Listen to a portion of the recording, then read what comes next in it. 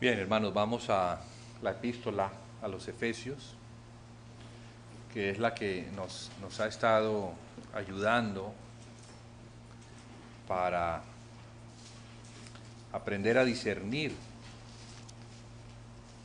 mejor el cuerpo de Cristo. Hoy, como es costumbre, sábado, nos hemos reunido para partir el pan, celebrar la cena del Señor. Vamos a comer el pan, vamos a beber el vino, que representa la carne y la sangre de Jesucristo. ¿Sí? Representa, no es que se convierta. Y en esa representación de su carne o su cuerpo y de la sangre, vamos a ir entendiendo, ¿no?, lo que esto significa. Porque es importante para nosotros el discernir el cuerpo del Señor. A estas alturas ya de la historia cristiana, 2000 años después del ascenso de Jesucristo a los cielos, es necesario que la iglesia comprenda. Mi hermano, apáguelo, porque está molestando. Sí. Apaguémoslo. Sí. No dependamos de esas cosas. Si no nos funcionan, pues no las dejemos. Efesios, estamos en Efesios, la carta a los Efesios. Y hemos ido avanzando desde el capítulo 1, así nos hemos ido yendo. Porque esta carta nos da una gran claridad acerca del cuerpo de Cristo, el cual somos nosotros. No debemos mirar el cuerpo de Cristo como algo ajeno, distante, extraño, sino que cuando nacimos del Espíritu, y nacimos del Espíritu por el perdón de pecados que Dios nos concede por la obra de Jesucristo en la cruz, entonces fuimos incluidos. Es una obra de Dios, nos incluye en su Hijo. La carta comienza diciendo que fuimos bendecidos con toda bendición espiritual en los lugares celestiales en Cristo, para que seamos santos y sin mancha delante de Él. Entonces, el desarrollo de la carta es irnos mostrando de qué forma es que somos santos y sin mancha delante de Él, porque no lo somos. En nosotros, en nuestra carne, en nuestra naturalidad, pues somos pecadores, muy malignos. ¿Sí? Pero Dios hace una obra tan perfecta y tan poderosa que le permite a Él en su justicia no solamente perdonarnos, sino darnos su Espíritu. Y ese aspecto es importante, porque si no nos diera su Espíritu, el cual toma de su Hijo, entonces no podríamos ser el cuerpo de Cristo, porque el cuerpo de Cristo está constituido por aquellos que han nacido del Espíritu. O sea que ese cuerpo no es nuestro cuerpo, no es el cuerpo de ninguna organización, no es el cuerpo que cualquiera se le ocurre establecer, como fundar una iglesia. No, eso no se puede. No se puede. Fue la obra perfecta de Jesucristo en la cruz del Calvario la que nos ha permitido, por el perdón concedido, el ser el cuerpo de Cristo, por el Espíritu. Entonces, no está de más insistir y volver a insistir y seguir insistiendo en estos aspectos hasta que, ¡pum!, se nos abre el entendimiento Y ahora sí podemos entender que hemos sido puestos en Él, porque es que a veces nos quejamos que somos esto, que somos aquellos, que nos falta mucho. Todas las cosas son verdad, pero no son toda la verdad. Porque si nos miramos a nosotros, pues no solamente nos falta mucho, es que ni siquiera hay esperanza. En nosotros no hay ninguna esperanza, no nos falta mucho, nos falta es todo. ¿Sí? Pero al ponernos en Cristo no nos falta nada. Por eso fue que nos puso en Cristo. Porque allí es donde está lo perfecto. ¿Y qué es ponernos en Cristo? Bien, Jesucristo no solamente murió, ese es el pan, la carne que fue partida por nosotros. Su cuerpo fue partido. Y no solamente partido, fue traspasado por una lanza, cuando ya estaba perfectamente muerto. Pero también está el aspecto de la sangre. Y la sangre es el aspecto de la vida, porque la vida está en la sangre. Entonces, cuando Él parte el pan y lo comparte con sus discípulos, que son 12, permite que ellos participen de su carne, que ellos al comer de su cuerpo lleguen a ser uno en Cristo. Allí en esa cena se celebró la unidad del cuerpo de Cristo por primera vez. Por primera vez. Ellos estaban participando al comer de Cristo. Y por eso el pan. Por eso es tan importante entender que cuando venimos a la cena del Señor, cuando venimos a comer de Él, lo que estamos es comiendo de Cristo. Comiendo. No es un acto de caníbales. No es canibalismo. No. Es el conjunto de dos elementos, los símbolos y la palabra. La palabra, que es la fe, es la que me muestra lo que Él hizo en la cruz. Algo que ya hizo, que ya realizó hace 2000 años. Allí murió, su cuerpo fue entregado. Y así como Él murió, y nosotros hemos participado de ese cuerpo, también nosotros en la cruz hemos muerto, juntamente con Él. Ahora, si juntamente con Él hemos muerto, ¿quiénes somos? En Adán, en el hombre natural. ¿Muertos? ¿Muertos? ¿Muertos? Por eso es que Pablo dice que debemos considerarnos muertos al pecado. Porque es que el pecado, ¿dónde se encontraba? El pecado se encontraba en Adán. Cuando Adán peca, cuando Adán come del árbol que se le mandó no comer, él se hace uno ¿con quién? Se hace uno con Satanás. O sea, él está comiendo algo. Comió un fruto prohibido. Y entonces llegó a participar del pecado. Se hizo uno con el diablo y fue uno en el pecado. Entonces todos los que nacen de Adán nacen en esa condición pecaminosa, separada de Dios. ¿Dios qué es lo que hace? Dios tiene que resolver en su justicia el problema.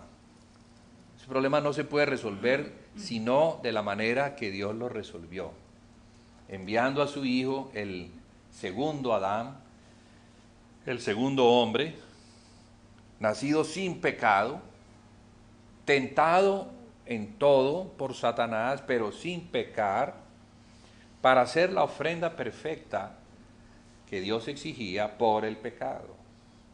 Entonces la muerte de Cristo expía, paga, me redime. Eso tenemos que entenderlo, porque el no entenderlo, entonces nos hace ver cómo lo que ya no somos. Fuera de Cristo, claro, eso somos, pero en Cristo no somos. O sea, lo que Dios hace en los lugares celestiales al bendecirnos antes de la fundación del mundo es perfecto, porque Dios se aseguró. No lo hace después del pecado, sino que lo hace antes del pecado. Antes del pecado puso al hombre en Cristo para no perderlo, porque si no lo hubiera perdido, pero no lo pierde, porque se aseguró, ¿sí? Digámoslo así, compró un seguro al precio de la vida de su hijo. O sea que antes de la fundación del mundo, su hijo fue inmolado por nosotros, para que nosotros, estando en él, fuéramos libres de la culpa del pecado y de la condenación del pecado, que es la muerte eterna. Y la muerte eterna es la separación eterna. Ahora, lo que se vio hace 2000 años en la cruz es eso que Dios hizo en su mente, el proyecto que Él concibió para que se culminara perfectamente en la cruz del Calvario. Entonces, en la cruz del Calvario, el cuerpo de Jesucristo fue partido. Y allí fuimos todos, allí estuvimos todos. Porque de la misma manera que todos estuvimos en Adán, y todos pecamos en Adán, y todos nacimos de Adán como pecadores destituidos de la gloria de Dios, al estar ahora en Cristo por la fe, porque la única condición es recibir la palabra y aceptarla por la fe. Cuando la acepto por la fe, o sea que la entiendo, entonces, ¿qué sucede? Que Dios en su justicia me perdona, me tiene que perdonar. Porque lo ha hecho para eso, para perdonar. Pero no solamente para perdonar, sino para darnos de su espíritu, o sea, darnos de su vida eterna. Nos puso en aquel que resucitó, porque la resurrección es una resurrección de vida eterna. Ya no vuelve a morir, ya no va a volver el hombre a ser juzgado. El hombre ya fue juzgado en la cruz del Calvario. Y la resurrección, ¿qué es lo que muestra? Lo que muestra es que aquello que fue juzgado y que fue recibido y que Dios lo aceptó y fue consumado, tetelestai, que significa pagado es. Luego de que es consumado, entonces, ¿qué sucede? Él tiene que resucitar. No se puede quedar muerto. No puede quedarse muerto. Porque al ser examinado no se encontró pecado en él. Y resucita. Resucita. Por el derecho legítimo que tiene de ser resucitado. Porque es perfecto, no es pecador. Entonces nos puso en el que no es pecador para que nosotros, pecadores, viviéramos sin pecado. ¿Me están entendiendo? Viviéramos sin pecado. Ahora, ¿por qué todavía en nosotros se manifiesta este asunto del pecado? Porque todavía no se ha perfeccionado en nosotros la fe. Todavía hay dudas, todavía hay tinieblas. No hay un entendimiento perfecto de lo que ocurrió allí. No. Estamos apenas comenzando a ver en el amanecer la obra de Cristo. Apenas estamos comenzando a vernos como miembros de su cuerpo. Apenas estamos comenzando a ver lo que significa el cuerpo de Cristo. Apenas estamos comenzando a ver todo el poder que hay en el cuerpo de resurrección de Cristo. Porque no fuimos colocados en el cuerpo de ningún mortal, fuimos colocados en el cuerpo del inmortal. Es un cuerpo inmortal. La vida que nos fue dada es una vida de inmortalidad, es una vida eterna. Y tiene el poder de resucitar. Y asimismo, como tiene el poder de resucitar, entonces en esa resurrección Dios nos otorga todas las riquezas que hay en Cristo, las cuales se viven al experimentar la vida de resurrección en el cuerpo de Cristo, porque no hay otra vida. No existe, fuera de Cristo no hay vida de resurrección. Fuera de Cristo está el pecado. Fuera de Cristo están las tinieblas. Fuera de Cristo está la separación. Fuera de Cristo está la muerte eterna. Fuera de Cristo está la maldición. Está todo lo que es la condenación, lo que Dios condenó el día en que el hombre comió. Pero en Cristo está todo lo que representa la vida, la salud, el vigor, el poder, el gozo. Todas esas cosas nos tienen que ser dadas por la vida de resurrección. Pero cuando entendemos lo que es el cuerpo de Cristo y lo vivimos, no solamente es un entendimiento intelectual, es una vivencia, porque la vivencia demuestra que estoy creyéndole a la fe, o sea que tengo fe, que sé qué es lo que Dios hizo. Para que no vivamos una vida religiosa, para que no seamos la iglesia de la religión, la iglesia del sistema, la iglesia de la partición, de la división, de la denominación. No, tenemos que ser la iglesia de Jesucristo, de nadie más, sino de aquel que la compró a precio de sangre. Fue precio de sangre, fue su vida, entregó su cuerpo, pero también su sangre. Es lo que hoy vamos a participar. De modo que en la medida en que entendemos mejor esto, mejores miembros del cuerpo de Cristo vamos a ser. Vamos a estar ligados, vamos a estar conectados. La misma epístola a los Efesios muestra este aspecto. Muestra que en la resurrección el Señor, ¿sí?, llevó la cautividad, tomó de las partes más profundas la cautividad y dio dones a los hombres. Él repartió, a sí mismo se repartió, entregando dones, pero esos dones son Él repartido en los hombres. Los hombres son los dones de Cristo. Si nosotros no los recibimos, no estamos recibiendo a Cristo. El que no recibe a Cristo tampoco recibe al Padre que lo envió. Entonces eso es importante. No es el hombre, sino verlo como el don de Dios en Cristo para nosotros. Y esos dones entonces son los que perfeccionan a la iglesia, porque son hombres, ¿sí? Son ministerios que el Señor estableció, constituyó, con un fin. Y el fin es un fin santo.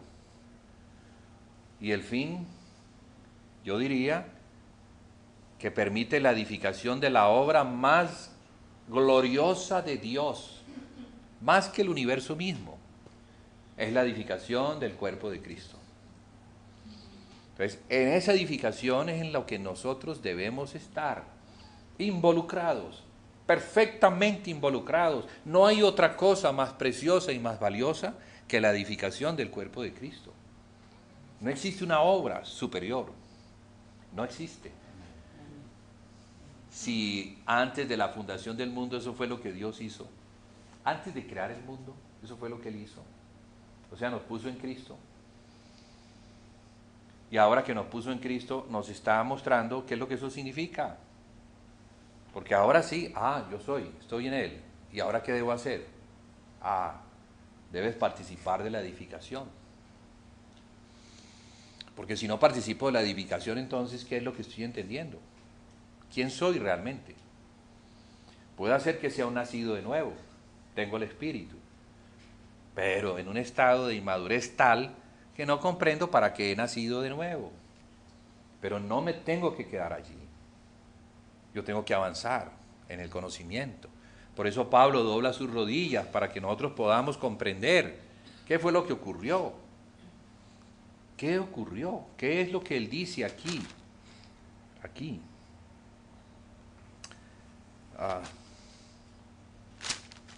No es mi Biblia, entonces no encuentro nada aquí.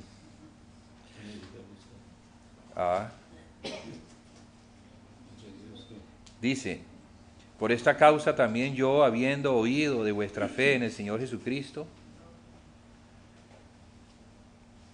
y de vuestro amor para con todos los santos, no ceso de dar gracias por vosotros, haciendo memoria de vosotros en mis oraciones, para que el Dios de nuestro Señor Jesucristo, el Padre de gloria, os dé espíritu de sabiduría y de revelación en el conocimiento de Él, alumbrando los ojos de vuestro entendimiento, para que sepáis cuál es la esperanza a que Él os ha llamado y cuáles las riquezas de la gloria de su herencia en los santos.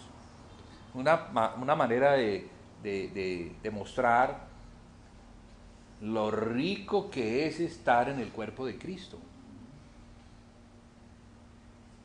No hay otra riqueza, no existe. El cielo y la tierra van a pasar. Las riquezas naturales van a pasar.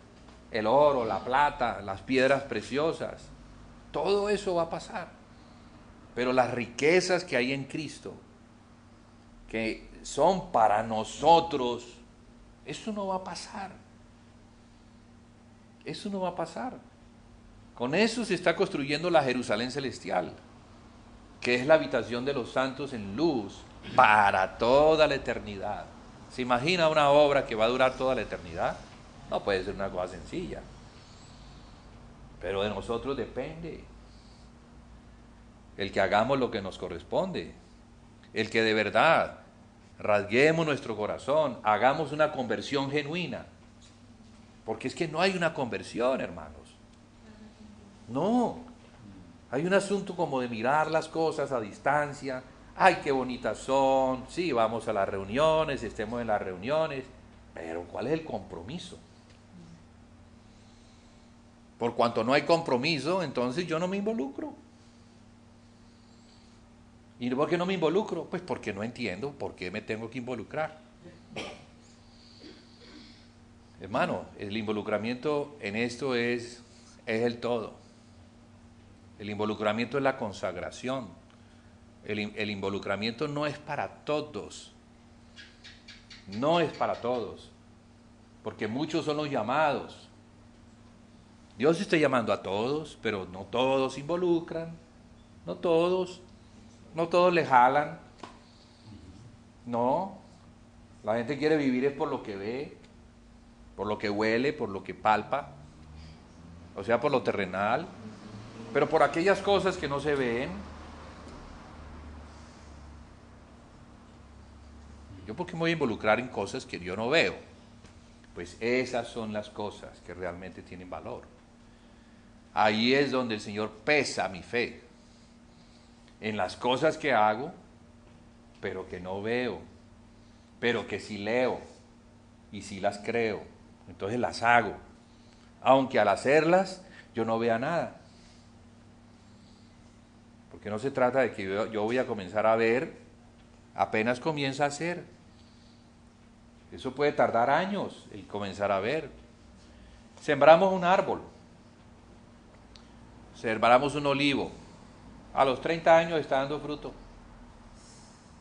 Hay que esperar muchos años. Pero va a dar fruto. Amén. Va a dar. ¿Y por qué lo siembran si se va a demorar tanto? Porque los hombres tienen fe en que eso va a dar fruto. No lo están sembrando para ellos, lo están sembrando para sus hijos. Para que sus hijos disfruten de la obra que ellos hicieron. Entonces, a veces la obra que nosotros estamos haciendo, tal vez no la vamos a disfrutar, pero nuestros hijos la van a disfrutar. ¿Y los padres no trabajan para darles una herencia a los hijos? Creo que los padres trabajan para darles algo a los hijos, algo de valor. Pues hermano, quiero decirles que lo más valioso, la herencia más valiosa que los padres tienen para sus hijos es involucrarlos en la edificación del cuerpo de Cristo. hacerles ver lo importante que es eso. Porque eso sí va para vida eterna. Las otras cosas que los padres le podemos dar a los hijos, naturales, no son eternas. Son perecederas. Las puedo tener hoy, mañana no. Y entonces, ¿qué? ¿Me voy a poner triste porque las perdí? Sí, me voy a poner triste porque las perdí. Pero las cosas que son de vida para vida eterna, voy a vivir en un gozo inefable el día en que pueda verlas. Y vamos a poder verlas. Vamos a poder verlas porque el Señor las va a mostrar. Pero mientras tanto, caminaremos sin vista. Viviremos la experiencia de la iglesia, de la edificación de la iglesia sin vista, sabiendo que estamos sembrando para vida eterna, que estamos sembrando del árbol de la vida, que un día va a dar fruto, un día va a dar fruto. Ay, no vemos nada todavía, no vemos nada, pero estás sembrando, estás guardando. Por eso el Señor les dijo, enséñeles a guardar, porque de eso se trata. La fe es eso, la fe se trata de guardar. La fe se trata de tener paciencia, de creerle a Dios y de esperar con paciencia las cosas que Él ha dicho que va a hacer. ¿Qué ha dicho que va a hacer? Va a edificar una casa. ¿Cómo la va a hacer? Lo mejor, la mejor obra que un día va a mostrar. Y el involucramiento hará que nosotros participemos de verla o de estar por fuera, porque no participamos. ¿O será que a un obrero le van a pagar porque no trabajó? No, señor. El obrero es digno de su salario, pero el ocioso no va a recibir salario. El que no hace, no recibe. Entonces no podemos estar allí simplemente arrinconados, esperando que llegue la hora de la cosecha. Salen los que trabajaron y salen corriendo los que no trabajaron a recibir parte de la cosecha. Un momentico, joven, ¿para dónde va usted? No, pues a recibir la cosecha. No, usted se queda quietico aquí. Se queda sentadito, porque todo el tiempo estuvo sentado. Ahora sí quiere salir a correr, ¿no? Ahora sí quiere tomar de lo que no trabajó. No, así no es. Vamos a cosechar, pero de lo que sembremos. Vamos a recibir recompensa si trabajamos. Y si no trabajamos, pues no hay recompensa. Dios es justo. Gracias que Dios es justo. Y Dios nos ha puesto en el cuerpo de Cristo para eso. No para mirar que otros hagan, sino para que nosotros también hagamos lo que nos corresponde. Y no nos preocupemos, porque el Espíritu Santo ha repartido como Él ha querido. Lo ha repartido. Y como el cuerpo de Cristo es tan grande y tiene tantos miembros, hay muchos dones, hay muchas operaciones, hay muchos oficios, muchos oficios en los cuales Dios me va a involucrar en la medida en que yo me comprometo. ¿Por qué no tengo? Porque no me comprometo. Ay, ¿yo qué tengo? ¿Cuál es mi don? A ver, voy a esperar que mi don se manifieste para entonces servir. No, así no funciona. Tengo que empezar a servir. Y cuando comienzo a servir me voy dando cuenta que tengo algo que está escondido, que comienza a surgir y que, yo no sabía que tenía esto. Pues sí, eso está escondido, pero surge en la medida en que me involucro. Entonces, bueno, hermanos, damos gracias al Señor por su cuerpo, dado por nosotros, por su sangre, dada también por nosotros, y fíjese que Él es tan generoso que quiere que participemos de su cuerpo y de su sangre. Quiere que seamos uno con Él. Quiere llevarnos a la unidad que es en Él, no en nadie ni en nada más, sino en Él. Y por eso debemos discernir lo que estamos comiendo, porque ese pan que partimos es la comunión del cuerpo de Cristo. Y la comunión del cuerpo de Cristo tiene un galardón, si se le puede llamar así. La sangre opera. La sangre se mueve. Y sin que yo me dé cuenta, porque en mi cuerpo natural no sé qué hace la sangre. ¿Alguna vez yo he abierto esto y he visto las venas y por dónde van las venas? Yo no tengo ni idea de eso. Yo solo sé que estoy vivo. Solo sé que mis miembros funcionan.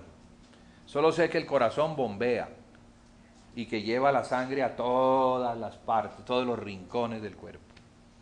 Asimismo, la sangre de Cristo en su cuerpo funciona cuando estamos en la unidad del cuerpo, cuando estamos en operación, cuando estamos trabajando, cuando hay un compromiso, con mayor razón. Mire que cuando un miembro comienza a trabajar, el corazón comienza a bombear sangre y le da sangre porque está trabajando. Pero si está quieto, la sangre fluye, pero no fluye de la misma forma. Así mismo es el cuerpo de Cristo. En la medida en que nos involucramos, hay más vida, hay más revelación, hay más entendimiento. Nos acercamos más y vemos mejor a Dios mismo. Llegará el día en que le vamos a ver cara a cara, porque la obra de Cristo ha sido tan plena que nos ha llevado al conocimiento. Jesús dijo: yo soy el camino, la verdad y la vida, y nadie va al Padre si no es por mí. Nadie es nadie. Y eso se aplica a lo que el cuerpo de Cristo nos permite. En la medida de que nos involucramos, entonces nos vamos acercando más, vamos viendo mejor, vamos deseando mejor esas cosas que estamos viendo y que antes no veíamos, al punto que estamos dispuestos hasta a dar la vida por esas cosas, porque llega nuestro cuerpo natural a ser menos importante que el cuerpo de Cristo. O sea, el cuerpo de Cristo llega a suplir todas las necesidades del cuerpo natural. Entonces, la conversión llega hasta allá. Y cuando se llega allá a ese nivel de la estatura del varón perfecto, Satanás está bajo nuestros pies. No tiene Satanás nada que hacer cuando nosotros hemos entrado en la plenitud del cuerpo de Cristo. Amén. Amén. Padre, te damos gracias por tu palabra. Señor, ayúdanos porque sí, tu palabra muestra, pero también a veces no la vemos tan clara. Necesitamos una ayuda del Espíritu Santo para que tengamos una claridad, una revelación que nos impulse, que produzca en nosotros un deseo de arrepentirnos de aquellas cosas que he levantado, he permitido se levanten y que van en contra del conocimiento de Cristo. Señor, derríbalas, Señor, por medio de tu palabra, o ayúdame a derribarlas, porque soy yo quien las derribo, soy yo quien toma la decisión de derribarlas, de no permitir que ellas se levanten en oposición a Cristo. Señor, gracias por la palabra, gracias por la unción, porque la unción rompe el yugo, rompe esa carga que no me permite avanzar, y dame el yugo tuyo, Señor, porque el yugo tuyo es fácil de llevar. Enyúgame a ti, sí, hazme uno contigo, que yo pueda trabajar al lado tuyo, Señor. Yo sé que tú me vas a llevar al ritmo que yo puedo caminar y me vas a llevar hasta donde tú quieres que yo vaya. Pero permite, Señor, que yo sea convencido por la persuasión de tu amor, de tu palabra, Señor, que muestra la claridad de estas cosas y las riquezas que hay esperando para que las tomemos en la fe. En el nombre de Jesús oramos, amén y amén.